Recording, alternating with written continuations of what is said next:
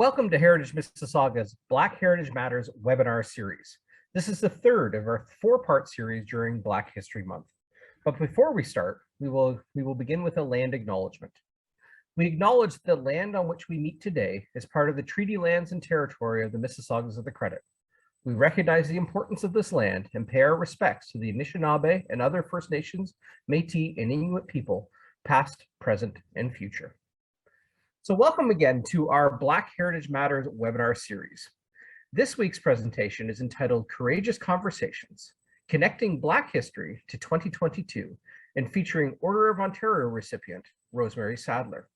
Special thanks to our funders, the Community Foundation of Mississauga, Hazel McCallion Fund for Arts, Culture, and Heritage, and the City of Mississauga. So it's a special honor to welcome Rosemary Sadlier, our speaker this week. Rosemary Sadlier is a recipient of the Order of Ontario, and she is a social justice advocate, researcher, writer, consultant, and international speaker on Black history, anti-racism, and women's issues. She is the past president, having served for 22 years as the unpaid leader of the Ontario Black History Society. She was the driving force of this, that secured commemoration for February as Black History Month at all levels of government. She secured August 1st as Emancipation Day municipally in 1995 and provincially in 2008, with a national declaration recently passed, now making this a national commemoration in Canada. She saw the creation of a national day to honor the Honorable Lincoln Alexander.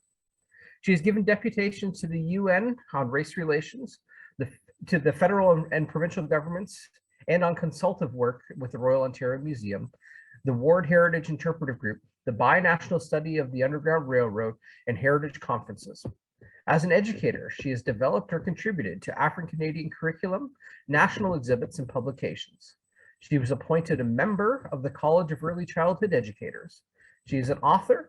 Rosemary has written 7 books on Afro-Canadian history. As a consultant, she affects diversity, equity, and inclusion projects, and recently was appointed Equality Lead for the Americas and Caribbean with the Royal Commonwealth Society. Rosemary is dedicated to social justice and using the frame of Black history, seeks to educate and empower others. And Rosemary was also very instrumental many years ago with some of the work we did at Heritage Mississauga when we reached out, not really knowing what we were doing, and made connection with her back in 2006 to support a local Black history research project that we were doing here through Heritage Mississauga. And even Rosemary doesn't quite remember that perhaps, but it was something that was significant in the early years of our research here in Mississauga, just knowing that the support was out there. And so Rosemary, thank you so very much for joining us here at Black Heritage Matters in our webinar series. And as I say, in good moving things, over to you, and really appreciate your time and your enthusiasm for taking part in this week's presentation. Well, thank you so very much. I really do appreciate being asked to speak today. And as you can imagine, February is incredibly busy. Everybody is trying to celebrate February as Black History Month, which I'm delighted about. Having been a central figure in this whole celebration, I do hear from a lot of people. I'm going to try and share my screen, and apologies in advance for any technical hiccups, because this isn't my forte, and when technology works, I'm so excited and delighted, but there are times when it doesn't always do everything that we want it to do. So right now, do you see a full screen of me? Yes, we do. Okay, wonderful. So we'll move ahead then.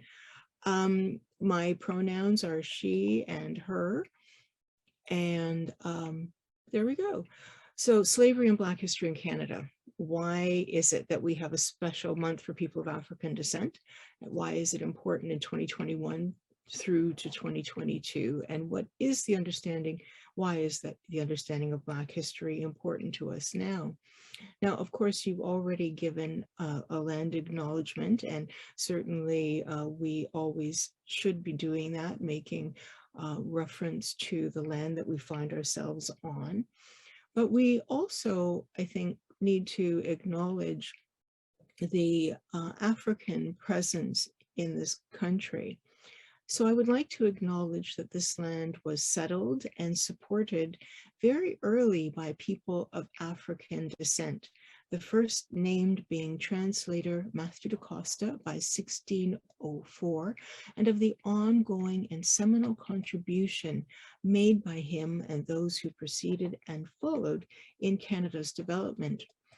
I think that it's important that we acknowledge that people of African descent who are not settlers, but whose ancestors were forcibly displaced as part of the transatlantic slave trade, brought against their will to work on these lands. We must fully acknowledge and understand how our history of inequality continues to this day.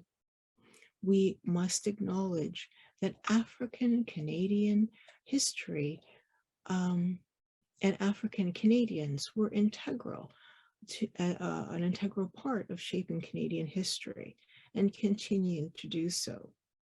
Our history would not be the same without the Black experience. So these past couple of years have been significantly impacted by COVID-19, the racial pandemic. And what that has done is put us all in a position where we have had time to give consideration to what is important, what it is that we need to know, how to protect ourselves and how to protect our community's health. It also is a time to give consideration to what the racial pandemic has meant. And certainly with the public execution of George Floyd some months ago, we've seen a greater focus on the needs, the priorities, the importance of the concerns expressed by the African Canadian community.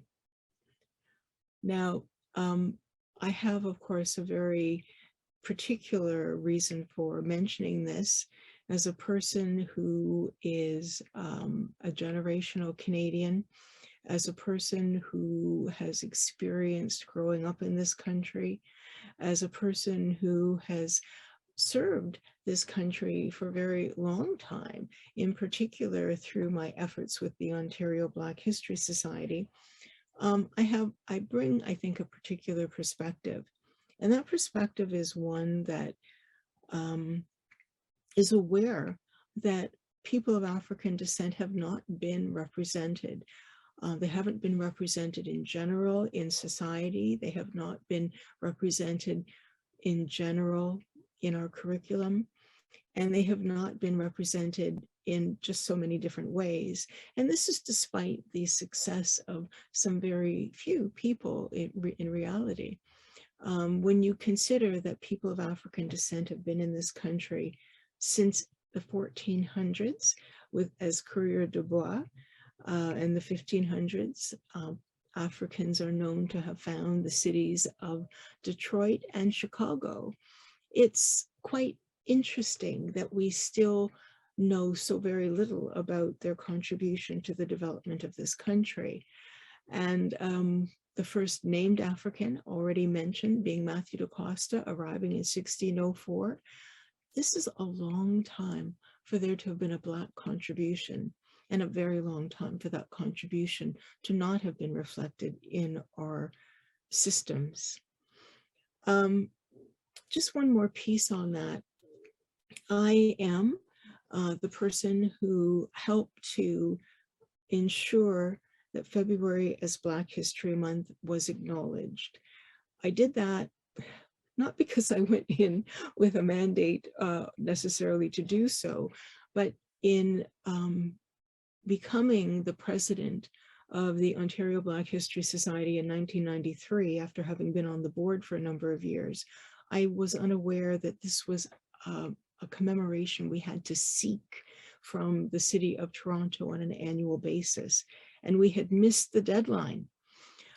So I scurried to do what I could in order to get the commemoration so we would have a Black History Month in 1994, but I realized how very precarious this all was. And I tried to get a secured annual commemoration with the city of Toronto, but knowing that Black people and people who were interested in social justice were not just in Toronto, I sought a proclamation with the province of Ontario, which I got. I sought a proclamation with every province in this country, which I got, although they may not have been as formal as I might have liked. But that didn't matter, because when I was successful in getting a national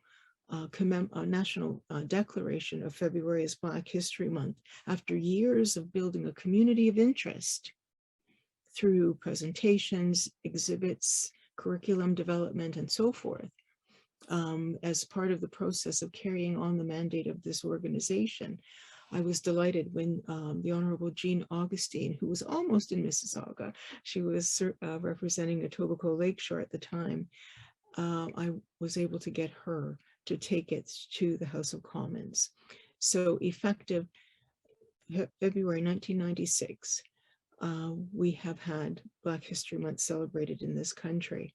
And I'm very delighted that I was on stage representing regular cultural workers along with the political representatives on the national stage with that first celebration. But of course, Black history doesn't begin in Canada. It doesn't begin with me. It doesn't begin in any place other than Africa. Before the enslavement of Africans, Africa was flourishing with many great kingdoms, places of learning, wealth, and excellence. Egypt was one of the major civilizations of Africa, a Black civilization, and it flourished between 1550 and 590 BC, where the calendar was invented, as well as a form of writing called hieroglyphics. And it's also where two wonders of the world find themselves, which include Nubia and which include the Sphinx and the pyramids. We also, and this is a map, wrong projection, the Peters projection is much more accurate, but this shows some of the African civilizations I'm referring to. It's also the place where the Nubian civilization existed from about 1000 BC, which included the communities of Kush and Merowe. Another, the stone city of Zimbabwe. Another, the Ghanaian Empire, which was well known for its trade in ivory and gold, was a center of learning, had a university called Sankora University in Timbuktu, and that university had between 400,000 and 700,000 items. And of course, the Songhai Empire, which was the largest single empire in Africa. It's important to remember that despite this excellence and this civilization, Africa was often referred to as the dark continent, influencing how we think about this significant place in world history. It may have made some people think that Africa was shrouded in mystery or populated by very primitive populations, or that it embodied matters that were not important enough for us to have to bother knowing about. In other words, it was perhaps a horrible place. The reference to the dark continent may have allowed the idea to continue that there was nothing there, and may have supported negative stereotypes about the continent and its peoples. Explorer Henry Stanley first referred to Africa as the Dark Continent in 1878 in his book entitled Through the Dark Continent. However, we know that by 1604, the first free African arrived on these shores, traveling with Samuel de Champlain and acting as an interpreter between and among the First Nations and the Europeans, effecting trade that lasts to this day between First Nations, Canada, and Europe. Slavery was not necessarily born of racism because people, Africans, First Nations, Europeans were working together, but rather it was a consequence of slavery. And certainly the first enslaved African arrived on these shores by 1628. It was an 8-year-old child whose name was Olivier Lejeune. He, despite being baptized and raised as a Catholic, was always an enslaved person and unable to be free. Unfree labor in the New World was brown, was white, was black, and it was yellow. It was Catholic, it was Protestant, and it was pagan. However, various circumstances combined to produce the exclusive use of enslaved Africans as cheap labor. It was easy for white or First Nations to escape, but it was not as easy for a Black person to escape.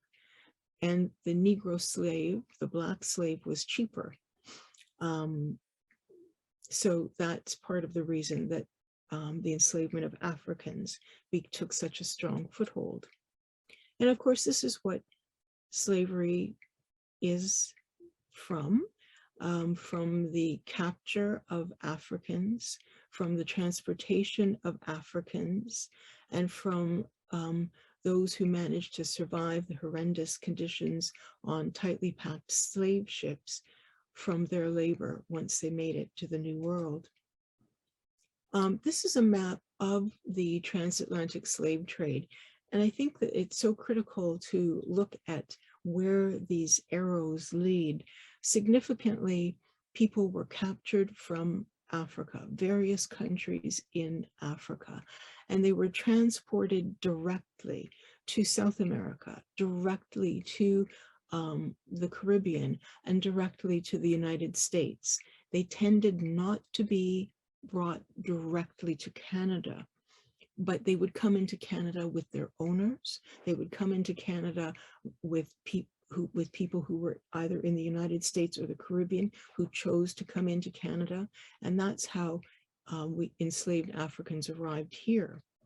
And of course, in early Canada, the enslavement of African peoples was legal, and it helped fuel the colonial economic enterprise.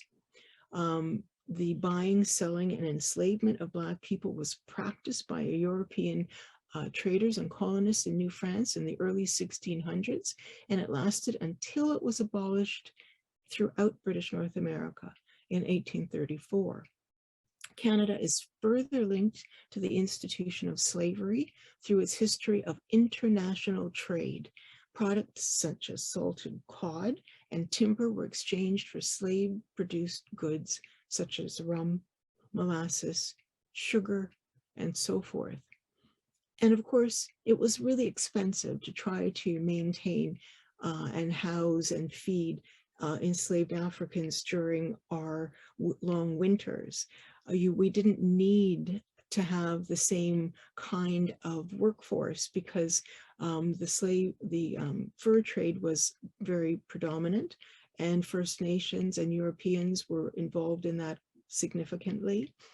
And also in terms of subsistence and farming, usually that was something that could be handled by the family themselves. And of course, by 1685, the Code Noir made slavery official. We know that by 1734, there were enslaved people in Montreal, in Quebec, and Marie-Joseph Angelique was somebody who is known to have caused the arson of the city of Montreal, either by accident or purposely in her efforts to escape slavery. Most Black people in early Canada were held in bondage, but they, and it was further supported by the Peace Treaty of 1763, and the Quebec Act of 1774. Slavery was incredibly profitable. And this is the reason that it continued and thrived for such a very long time, particularly in the United States and the Caribbean and South America.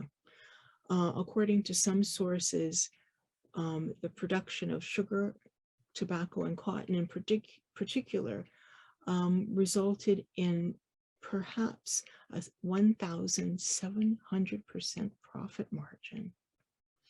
When you don't pay for your labor, it's quite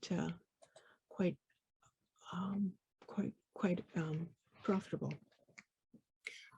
Some people think that abolition was about morality, and it may well have been, but it also had a very strong connection to changes that were taking place in terms of slave owning, changes that were taking place in terms of what had happened following the Haitian Revolution, changes that were taking place that made it seem less possible because of the slave insurrections themselves, that helped people understand that this was a situation that was not going to last.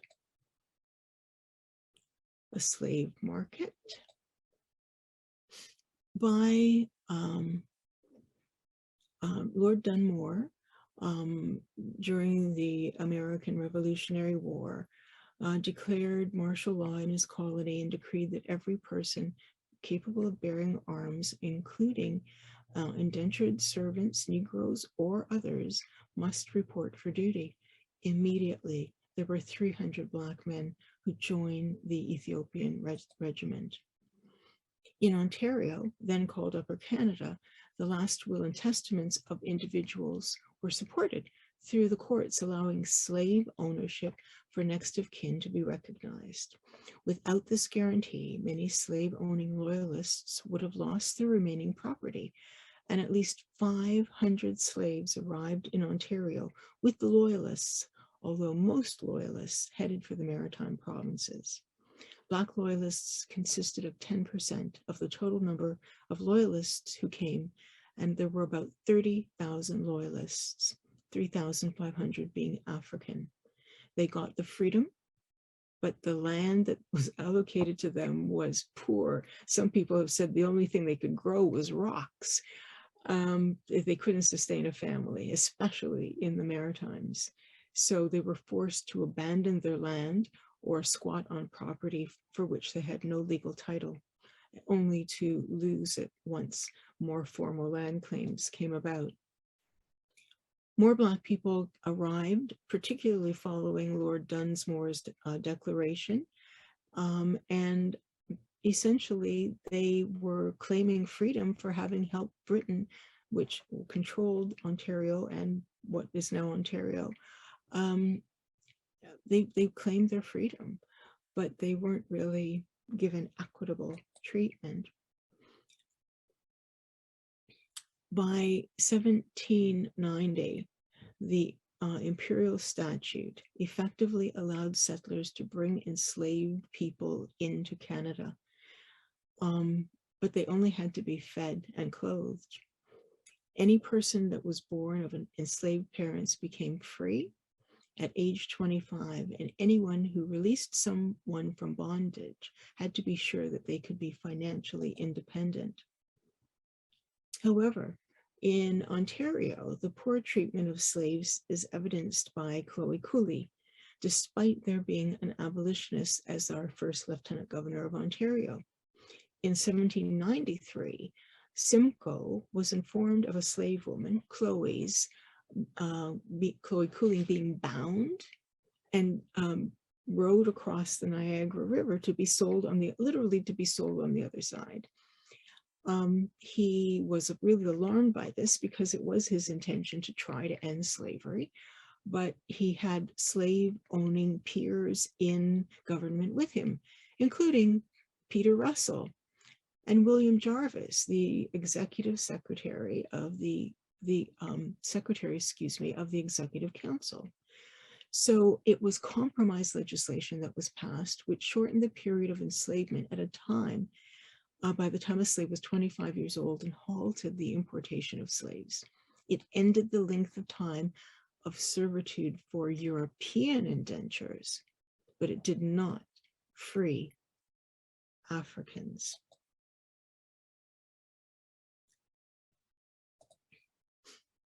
Just a quick note that thousands of Black people who volunteered during the War of 1812 also came into Upper Canada. And some of them, including Richard Pierpoint, helped to found one of the very first Black colored corps, which helped to defend this area. And I think it's critical to mention that because the tradition of all Black units continues to this day, well, continued until World War I, which is why we're about to have an apology from the federal government to the descendants of the last all Black unit, the number 2 Construction Battalion. In 1819, John Beverly Robinson said that residents in Canada made Black people free, giving more support and encouragement to Africans to come into Canada. But what we have are many opportunities for people to run away. But until 1834, those people could be tracked down by slave catchers in Canada and throughout the United States, of course. I want to just show you a number of different slave ads because I think that it places slavery in a very real situation. Here we have a slave ad in Halifax. Here are slave ads that reflect Niagara, Belleville, and Halifax. Here we have slave ads that reflect York, that reflect Leith, that reflect Belleville again. And here we have some slave ads that again focus on Newark, focus on York, focus on Quebec, and so forth, because slavery truly was a national phenomenon, or as national as could be at the time. So the Slavery Abolition Act is the thing that propelled the largest freedom movement of the Americas, the Underground Railroad. Because slavery was possible under the law effective August 1st in the lands we now call Canada, people of African origin who already were alerted to the possibility they could be free from various things that took place earlier, including those people, those African men who had fought on these shores during the War of 1812. They knew that what Canada was about. They knew that they could come here and they could be free. And of course, this leads us to the Underground Railroad. Harriet Tubman, one of the most famous conductors on the Underground Railroad, but clearly not the only conductor on the Underground Railroad. The Underground Railroad, as you know, was not a train, was not a tunnel, but it was a way of people who were committed to freedom for all, helping those who were needing to be free. Harriet Tubman happened to be one of the people who rose to fame during this time. And while the exact date of her birth is unknown, she was probably born about 1820, 1822 in Bucktown, Maryland. I mention Harriet Tubman because her story is so very compelling, and she's perhaps one of the most outstanding people to influence through her actions, people making the choice to sometimes get to Canada on their own to be free. When she, while she was born in the United States, had various duties as an enslaved child, including cleaning houses, babysitting, tending to muskrat traps, and so forth. She ultimately found her niche, so to speak, making the most money for her owner who rented her out. in the fields with her father and her brothers. Her father was an inspector on the boats in the Baltimore area. And what her father and her brothers also did was help fell and lumber in the Baltimore area, in the BUCKTOWN area. And so on some of her initial forays into the fields, Harriet had the opportunity to, on one occasion, see a man, perhaps by 1835, while she was in the fields with others, husking corn and pulling in the wheat, see a man named Jim who seemed to be trying to escape. She ran, literally, I have visited this location. It really does still exist, the BUCKTOWN General Store. And if you could see across the street from it, it's just nothing but fields. They've kept it very much the way it was during the time that Harriet Tubman lived in the area. She saw Jim trying to escape. He was cornered in this store, and either because she got in the way or because she was purposely trying to block his exit from people capturing him, she ended up being hit with a 2-pound or 1 kilo counterweight, which left her with a very difficult situation. She had sleep attacks or a form of narcolepsy, and she also was deeply religious. So she had visions that took on a very spiritual significance for her. She felt that God had her back, that God would guide her, and she sort of tucked that knowledge away. Harriet ends up marrying John Tubman. Now, this may not be a photo of Harriet Tubman and her husband, but this is how she acquires the name Tubman. And he was a free Black man, and she found out that he had been made free by virtue of his owner's last will and testament that gave freedom or manumission to his mother. She knew that her own grandmother had been owned by someone who died, and she was able to secure some resources to contact a lawyer, look into the status of her will, the will of this owner, and found out that her family was in fact supposed to have been given their freedom, and nobody had bothered to tell them this. So this really made Harriet exceedingly motivated to become a free person. And about 1849, when her owner became quite ill, and when she prayed for him to die, and he did, he got taken out of her way, she was really convinced that she had some incredibly strong powers that would help her, and she decided to make herself free. So when Harriet does this, she, I don't know if my cursor will allow you to see, but she was in the BUCKTOWN area. She followed this route going north on the Choptank River until she ultimately made her way through various means into Philadelphia, where she was able to connect with a Black abolitionist community, including William Still. From here, she decided, after earning money by working in people's homes, by working in the hotels, that she would go back into the BUCKTOWN area, partly because of a crisis in her own family with somebody about to be sold to the Deep South, but also because she was just highly motivated to make all of her family free. She enters the BUCKTOWN area to rescue her niece, Marianne, and succeeds, gets into Philadelphia, and from there decides to go back again and rescue her husband. He had married someone else, so Harriet decides to make herself make this a voyage that wouldn't be missed, help rescue other people.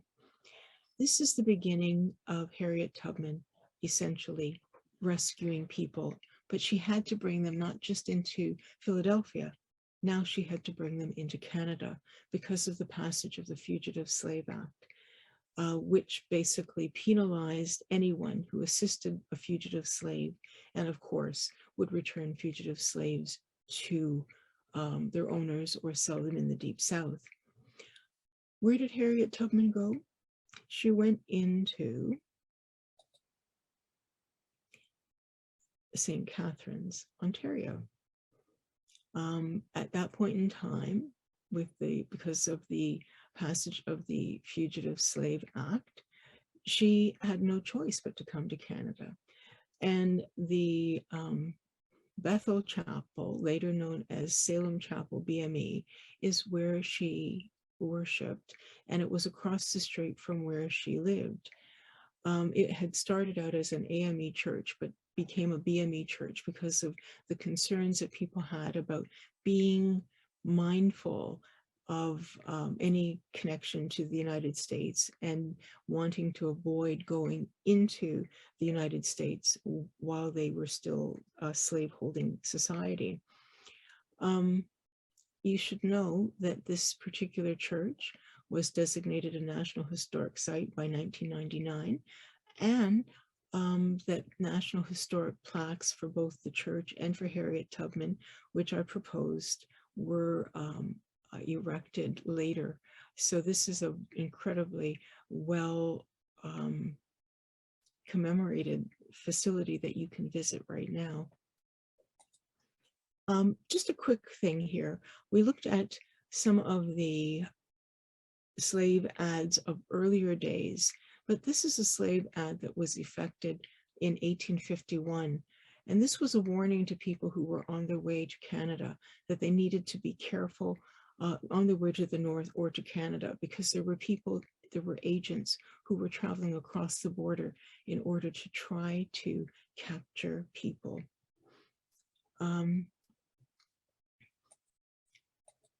One more point about Harriet Tubman, because I think that it's important. This isn't as clear as I'd like it to be, I apologize.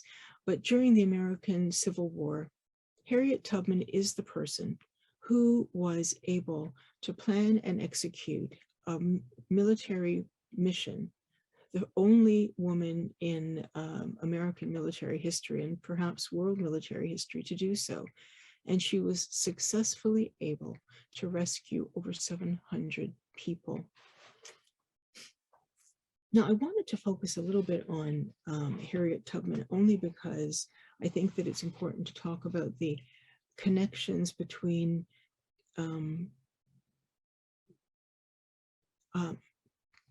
the white abolitionist community and the Black abolitionist community. And but I'm running out of time here, so maybe I will just move ahead.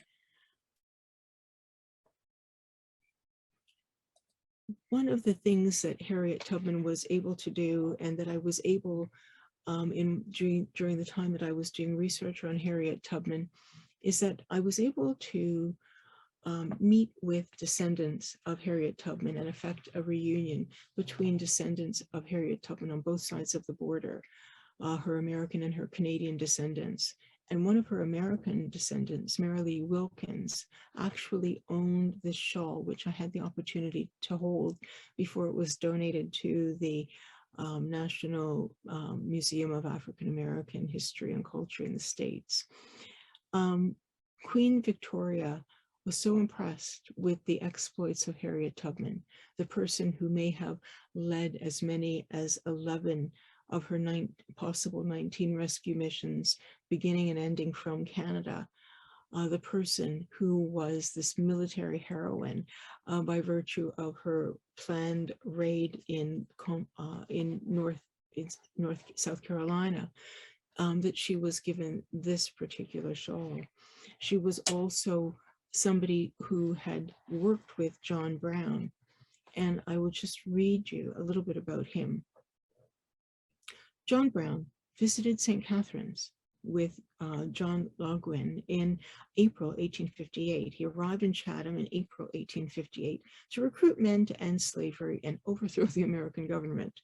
As a white abolitionist, he envisioned surprise attacks being made against plantations from bases in the Appalachians. He felt that slaves freed in this manner would join his trained group and continue attacking plantations, freeing other slaves until finally setting up a new provisional government. He recruited in Chatham, Buxton, Ingersoll, Hamilton, and Toronto, and was feeling confident of his support when he met Harriet Tubman in St. Catharines. He also found a Black printer in St. Catharines and gave him the provisional constitution to reproduce. Brown asked Harriet to bring as many fugitives to join the pending battle as she could, and to be the chief guide to Canada for the many who would want to settle after the war was waged and won. Brown said that Harriet Tubman was the most of a man naturally that he had ever met with. He was greatly impressed with Tubman and referred to her in the male gender as a sign of his admiration for her proven military skill.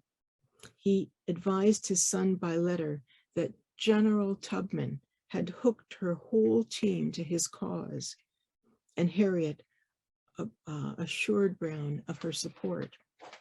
But that never really happened because Harriet became ill and didn't join Brown's side. I mention this also because we're just a couple of days away from Valentine's Day, February the 14th, and a couple of days away from February the 12th. And these are the two dates in the year that were chosen to mark February as Black History Month. Harriet did not feel that it was President Abraham Lincoln who fully had committed to support the full freedom of African Americans. However, his birthday is February 14th, and he is the person who ultimately did sign the Emancipation Proclamation. But Harriet didn't have full support in his ability to see through and care for her people. Just a quick note here. Often people will say that Harriet Tubman and other African Americans returned to the United States because of the weather, because it's so cold in Canada. This is just a reminder that our weather systems are not appreciably different. There's only a matter of a couple of degrees difference in our weather. But Harriet did end up in her last days living in Auburn, New York, and she ended up ultimately creating a home for seniors, which she ended up living in and dying in by March of 1911. Harriet Tubman is a phenomenal woman. I want to read you something about her passing, because this was in the possession of her Canadian descendant.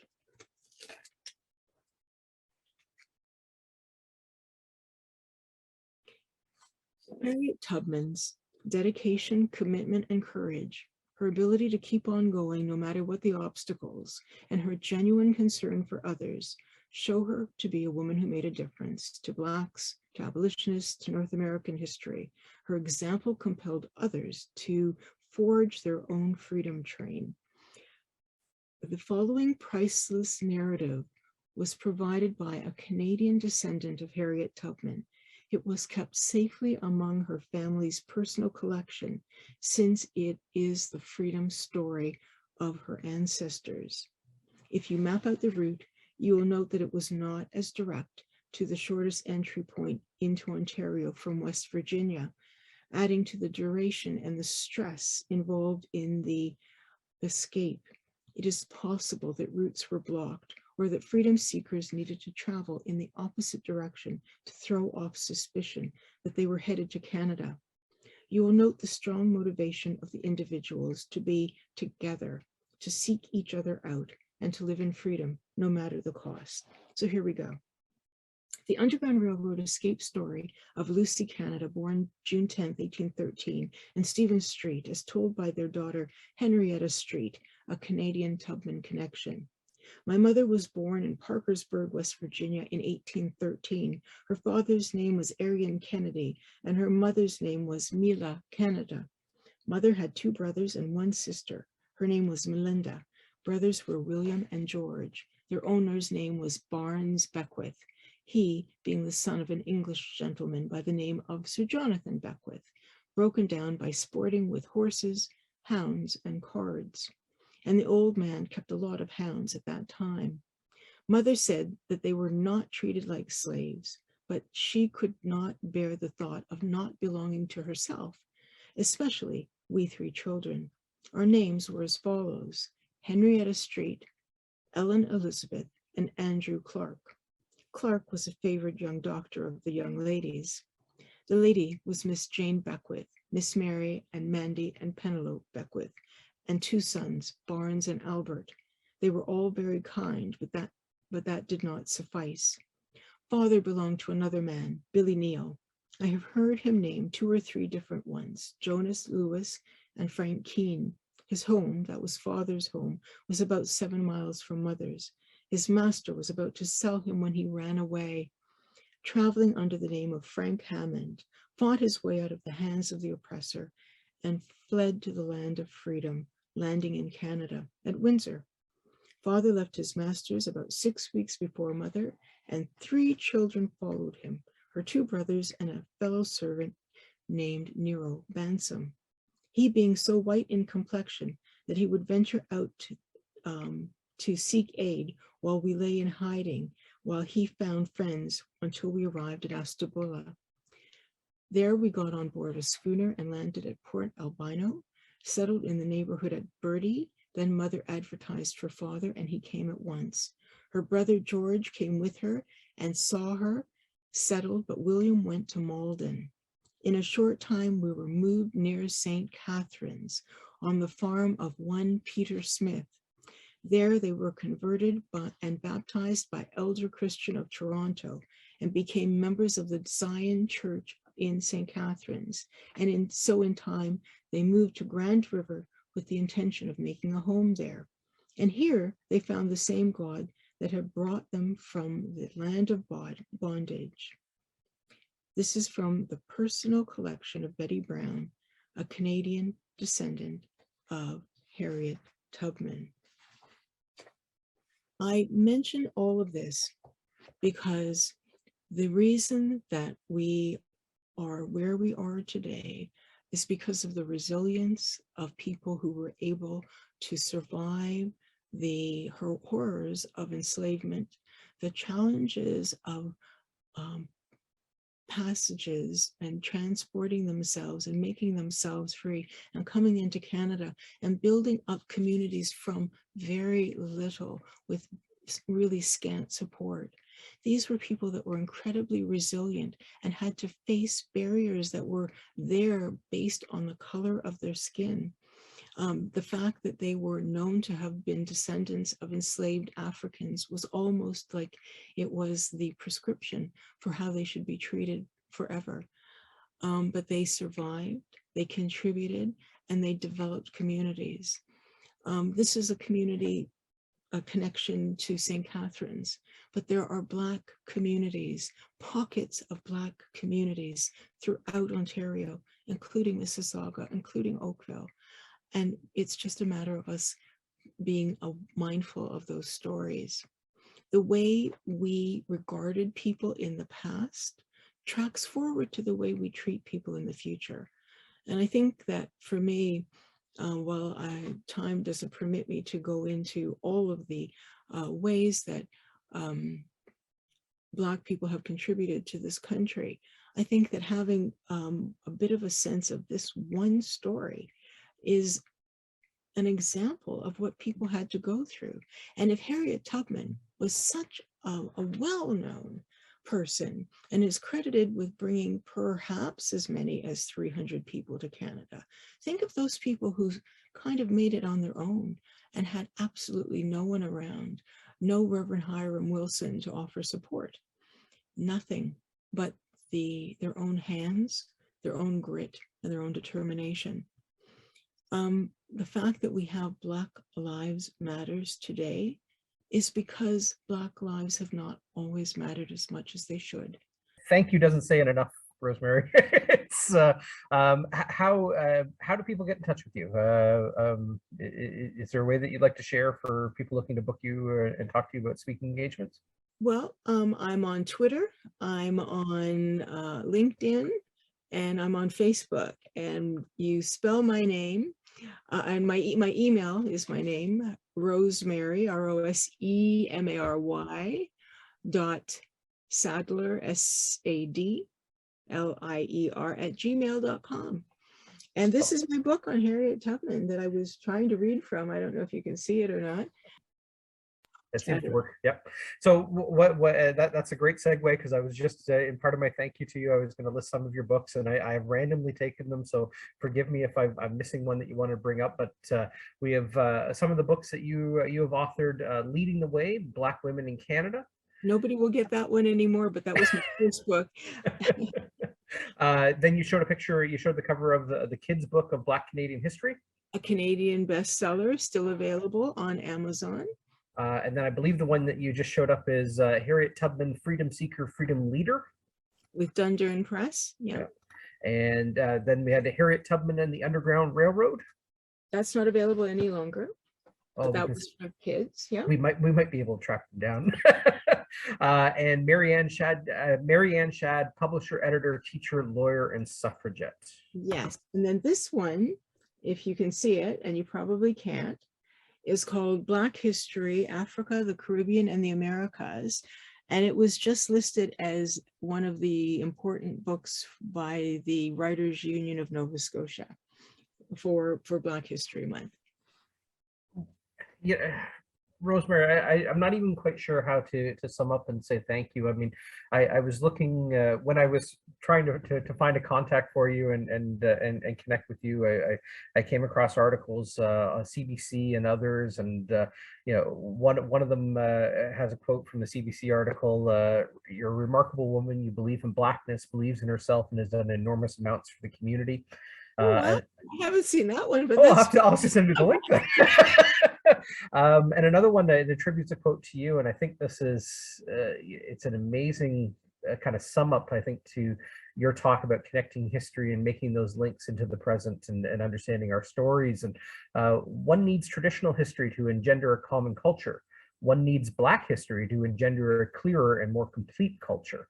And there's one of my favorite quotes from history, and it's attributed to many, but I think it's Isaac Newton gets the biggest press on it. But you know, if I have seen further than most, it's because I've stood on the shoulders of giants. And I think in terms of you know, Henry Bibb and Harriet Tubman and Frederick Douglass, and you know, those are the giants from our history. But I think what's important to me in this is that the story of exploring those also has its modern giants, and I think you are one of them. And I want to thank you for being one of those people that helps us see clearer.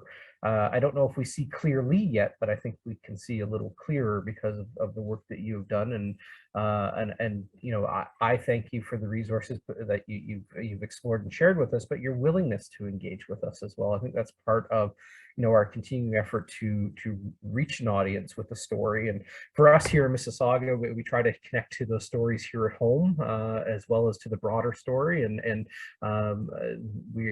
as we explore these stories and share them, we are coming up with more links to that broader story. And I think that is, it's remarkable. And I just, you know, truly to say thank you. And but I had one thing.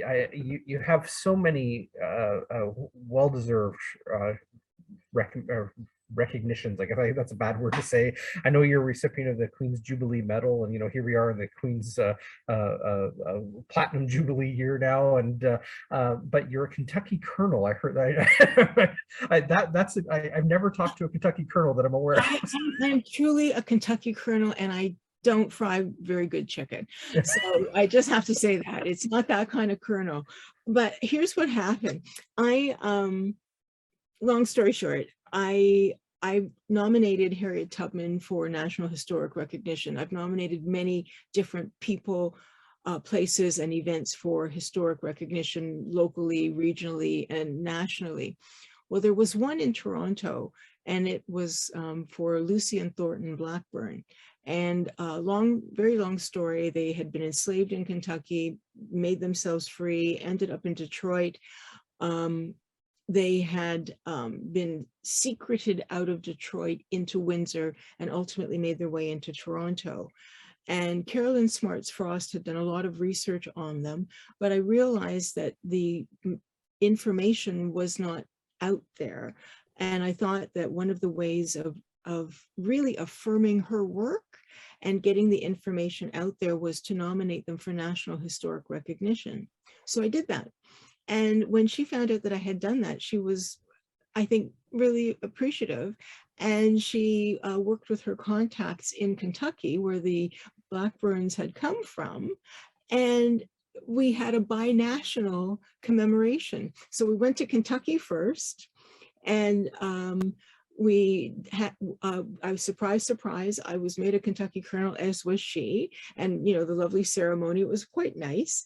And then on the way back, I missed my flight.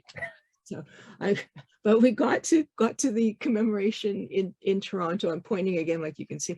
And we had the unveiling of at the schoolhouse, where it's land that they had left the city of Toronto, which ultimately was used to build a school because they had no children. But big important thing, among the things that they did, the legacy, they left the colors that we use for our public transit, because they started a taxi cab service, and the colors they use for their taxi cab service are kind of the colors that we use for our more traditional streetcars. Wow. The links are amazing. They're just these connections to our past, and sometimes history gets hidden in plain sight, and I think that's just sort of a fascinating thing. So with that, I mean, we could go on. I feel like I don't want to say goodbye, but thank you so much for not only joining us, but this incredible exploration through connecting to these layers of our story that continue right up to the modern era, and helping us. Perhaps you made a reference in your presentation today just to how we treat people in the past tracks forward to how we treat people in I guess the present and the future. And I think open talks like this, and the willingness to engage, and the willingness for organizations to help spread that message in the current era. And plus, we, like you mentioned, the Black Lives Matter movement, and so many other movements or resources in the community, historic sites, etc., that connect. They help perhaps change that trajectory of how we treat people, and perhaps that gives us hope moving forward that we will get there. Like you mentioned, school curriculum, that it's painfully slow at times to adopt new methods and new concepts into school, but you give me hope. I think that's my biggest thing coming forward, that we will see a new path emerge and be charted forward. So thank you so very much. And like we said, this will be on our, you can catch this again as a recorded repeat on our podcast channels. And I know we have a recorded thank you at the end, but I just wanted to say thank you so very much for your willingness to talk with us. Oh, my pleasure. And I encourage you all to do your part to learn more about Black history, read, watch some of the Black history presentations. Apparently the William Still story was on recently. There's something on Discovery Channel about secrets of the Underground Railroad. There's a lot of really interesting material coming out. Black in Canada. Yes, there are Black people in this country. You should keep involved. Try something new. Thank you for joining us today for our third webinar in our four-part series, Black Heritage Matters. We would like to thank Rosemary Sadlier for sharing this presentation with Heritage Mississauga and opening up these courageous and educational discussions to our followers. And we hope that these conversations continue. It is through understanding the truth of our history in its entirety that we can build connections, understanding, and allyship for our diverse communities in Mississauga. Heritage Mississauga would also like to thank the Community Foundation of Mississauga and the City of Mississauga for their financial support to help us to continue to bring educational programs and resources, such as this webinar series, to our followers.